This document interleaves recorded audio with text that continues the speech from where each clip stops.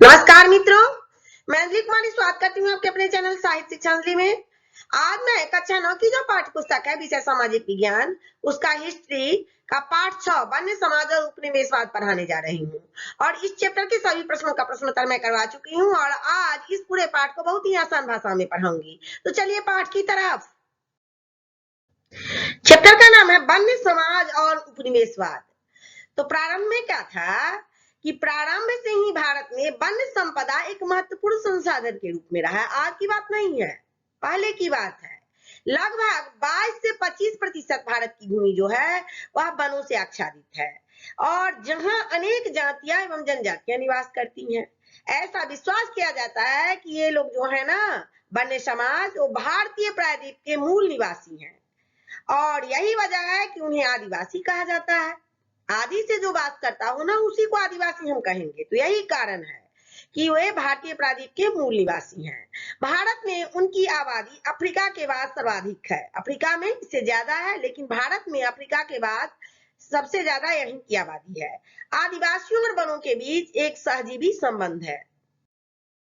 अब राजनैतिक जीवन की तरफ बढ़ते हैं कि परंपरागत जनजाति संस्थाएं जो थी न्याय के लिए था अपने कार्यों के पालन करवाने के लिए शक्तियों से निहित थी। और बिहार के सिंहभूम में मनकी मुंडा, संथाल परगना में माझी जातियां आज भी प्रचलित है। इस तरह की जाति जो परंपरागत है वह सिंहभूम में मनकी है, मुंडा है, संथाल है, परगना माझी, परगना में माझी है। तो ये जातियां आज भी हैं जिनका संचालन मुखिया के द्वारा किया जाता है और उनकी शर्त यह होती है कि जनजातियों का मुखिया युद्ध कुशल एवं सुरक्षा देने के कार्य में सक्षम हो। मुखिया सक्षम होगा तब ना प्रजा का सुरक्षा करेगा। तो 18वीं शताब्दी में इनकी स्वयं की एक शासन प्रणाली थी जिसका संचालन मुखिया के द्वारा किया जाता था। अब आदिवासियों का सामाजिक जीवन कैसा था इसकी तरफ चलते हैं। आदिवासी अपने आप में शेष समाज से अलग रखते थे, अपने आप को वे समाज से अलग रखते थे, लेकिन अंग्रेजों ने उनके जीवन में हस्तक्षेप किया और बाधा डालने का कोशिश किया। उनका मुख्य शौक और मनोरंजन का साधन हिरण, तीतर और अन्य छोटे पशु पक्षी का शिकार करना था। नाच और गाना इनका महत्वपूर्ण शौक था। किसका? तो आदिवासियों का। और इनका मुख्य त्योहार सरहुल था। आदिवासी समाज की महिलाएं पूर्ण रूपेण स्वच्छंद थी और अंग्रेजों के द्वारा ईसाई मिशनरियों के घुसपैठ के कारण इनका जीवन अस्त व्यस्त हो गया। आगे आदिवासियों का आर्थिक जीवन कैसा था? तो आर्थिक जीवन का आधार खेती था आदिवासी का और वे झूम विधि से खेती करते थे। झूम विधि के बारे में बता चुकी हूँ। और कुसुम के पेड़ पर लाह के कीड़े पालते थे। यहाँ कीड़े मिस्टेक है, कीड़े पालते थे और कारखाने में उससे लाह तैयार किया जाता था। बाद में साहूकारों, महाजन, अंग्रेजी सरकार के द्वारा इनका शोषण होने लगा और इनकी आर्थिक स्थिति जो है वह खराब होने लगी। तो अर्थात इनका आर्थिक जीवन सही नहीं था। अब धार्मिक जीवन इन लोगों का कैसा था? तो वन्य समाज के आदिवासी जो थे ना शुरू से ही हस्तक्षेप की नीति के पोषक थे। मतलब अपने आप में किसी को हस्तक्षेप नहीं करने देना चाहते थे और अपने समाज के अंदर किसी भी तरह के विदेशी घुसपैठ को रोकने के लिए सशस्त्र तैयार रहते थे कि हम किसी को नहीं घुसने देंगे। और बड़ी संख्या में आदिवासियों ने ईसाई धर्म को अपनाया क्योंकि पादरी जो थे ना वो आदिवासी धर्म की आलोचना करने लगे। जगह जगह पादरी जाकर के, ईसाई मिशनरी जाकर के और आदिवासी धर्म की आलोचना करने लगे, जिसका प्रभाव पड़ा उन लोगों पर। और वो क्या करते थे कि उनका मन परिवर्तन कर करके और उनका धर्म परिवर्तन करवा देते थे। ईसाई धर्म में धर्म परिवर्तन कराना शुरू कर दिए और धार्मिक भावना पर आघात से सभी जनजातियों में धार्मिक असंतोष की भावना फैली। अब पहले से आप किसी धर्म को मानते हैं, बाद में आपका धर्म परिवर्तन हो गया तो सारे जाति में असंतोष की भावना फैल गई। आप लोगों से रिक्वेस्ट है कि टॉपिक बाय टॉपिक समझते चलिए। हिस्ट्री है, समझ जाइएगा तो क्वेश्चन आंसर याद करने की जरूरत नहीं है। अब इन्हीं सब कारणों से क्या हुआ, विद्रोह शुरू हो गया। पहाड़िया जाति के जो लोग थे ना वो विद्रोह करना शुरू कर दिए। तो अब पहाड़िया विद्रोह हुआ। यह जाति युद्ध प्रिय थी। इनका निवास स्थान भागलपुर के राजमहल पहाड़ियों के क्षेत्र में था। इसी पहाड़ी के क्षेत्र में रहते थे, इसीलिए इनको पहाड़िया जाति कहा जाने लगा। और यहाँ अंग्रेजों ने आरंभ से मुखिया को जमींदार बना दिया। मुखिया का जो पोस्ट होता था वह जमींदार का पोस्ट होता था, जिसको राजस्व वसूली का कार्य दिया जाता था। अंग्रेजों ने साहूकारों, ठेकेदारों, राजस्व बंद था, पुलिस विभाग के अधिकारी शोषण कर रहे थे। किसका? तो जाति का, पहाड़िया जाति का, सब मिलकर के शोषण करने लगे, जिसके कारण क्या हुआ कि इन जनजातियों ने विद्रोह हुआ और उसका नेता कौन बना? तिलका मांझी बना। फिर इन सबों के शोषण से परेशान होकर के तमार जो थे वो भी विद्रोह किए। सन 1789 ईस्वी में छोटा नागपुर के उड़ाव जनजाति के जमींदारों के शोषण के खिलाफ, तो फिर भी जमींदार आगे भी जमींदार शोषण कर रहे थे, तो इसके खिलाफ आंदोलन किया गया और इतिहास में यह तमार विद्रोह के नाम से जाना जाने लगा। यह सन 1794 तक चलता रहा और अंग्रेजों की सहायता से इसे बहुत क्रूरतापूर्ण तरीके से दबा दिया गया। चलते हैं चेरो विद्रोह की तरफ। बिहार में पलामू क्षेत्र में रहने वाले चेरो जनजाति ने अपने राजा के खिलाफ विद्रोह किया।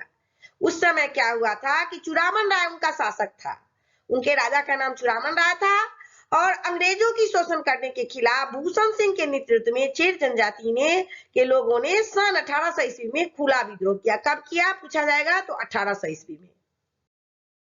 अब चुआर जनजाति के जो लोग थे वो चुआर विद्रोह किए और वे तत्कालीन बंगाल प्रांत के मिदनापुर, बांकुड़ा, मानभूम आदि क्षेत्रों में पाई जाती थी। चुआर लोग वहीं पाए जाते थे, वहीं उनका निवास स्थान था और अंग्रेजों की लगान व्यवस्था के खिलाफ इन लोगों ने में असंतोष पैदा हो गया। उसके बाद इन लोगों ने विद्रोह किया। उसके बाद है कोल विद्रोह। कोल विद्रोह की शुरुआत जो है ना, छोटा नागपुर क्षेत्र से में मुंडा, उड़ाव एवं अन्य जनजातियों के द्वारा 1831 ईस्वी में हुआ। 1800 हुआ था, 1831 में कोल विद्रोह हो गया। भारत के इतिहास में इस विद्रोह की एक अलग ही महत्ता है। भूमिज विद्रोह, तो नाम से ही पता चलता है कि भूमि के लिए विद्रोह हुआ होगा। सन 1832 ईस्वी में यह विद्रोह हुआ और बीरभूम के जमींदार के पुत्र गंगा नारायण के नेतृत्व में भूमिज विद्रोह की शुरुआत हुई और इस भूमिज विद्रोह को गंगा नारायण हंगामा के नाम से इतिहास में जाना जाता है। संथाल विद्रोह की तरफ चलते हैं। आदिवासियों के द्वारा किए गए विद्रोह में संथाल विद्रोह बहुत ही महत्वपूर्ण था।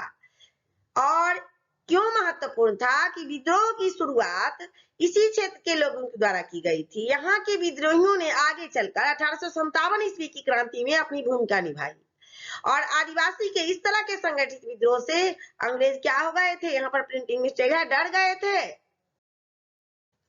मुंडा विद्रोह। मुंडा विद्रोह 1899 से 1900 में छोटा नागपुर में मुंडा आदिवासियों ने उपनिवेशवाद का विद्रोह किया और उस विद्रोह में बिरसा मुंडा ने आदिवासियों का साथ दिया और आदिवासियों को उनके अधिकारों के प्रति सजग कराया। किसने कराया? तो बिरसा मुंडा ने कराया और ब्रिटिश सरकार की दमन नीति के कारण यह विद्रोह तो सफल नहीं हुआ, लेकिन क्या हुआ कि आदिवासियों के लिए अंग्रेज ने कई सुधारात्मक काम किए। किसके कारण? मुंडा विद्रोह के कारण। बिना समय गंवाए हुए चलते हैं कंद विद्रोह की तरफ। यह विद्रोह जो हुआ ना 1837 ईस्वी में शुरू हुआ और इसे रोकने का प्रयास अंग्रेज सरकार ने किया, लेकिन भील तथा गोंडा जाति के जो लोग थे अपने अधिकार के लिए अंग्रेजी शासन के खिलाफ आंदोलन जारी रखा। रुक रहे थे वो लोग। कंद विद्रोह का परिणाम यह निकला कि सन 1935 ईस्वी में विधानसभा द्वारा जनजाति के लिए शिक्षा और आरक्षण का प्रस्ताव पारित किया गया। भारत के संविधान में भारत की जनजातियों की धारा 342 पूछा जाएगा धारा के बारे में, तो धारा 342 में क्या कहा गया है कि कमजोर वर्ग का दर्जा दिया गया है इन लोगों को। किनको? तो आदिवासियों को। और कमजोर वर्ग का दर्जा देकर के उनके लिए सभी तरह की सुविधाएं एवं आरक्षण की व्यवस्था की है, जो कि सरकार का एक महत्वपूर्ण कदम है। यह कंद विद्रोह के कारण हुआ। मैंने इस चैप्टर को बहुत ही आसान भाषा में पढ़ाया है। चैप्टर का नाम था वन्य समाज और उपनिवेशवाद। आशा करती हूँ आप लोगों को समझ में आ गया होगा। अगर थोड़ा सा भी हेल्प मिला हो तो वीडियो को लाइक करें, चैनल को सब्सक्राइब करें तथा अपने दोस्तों में शेयर करें। तब तक के लिए जय हिंद, जय भारत।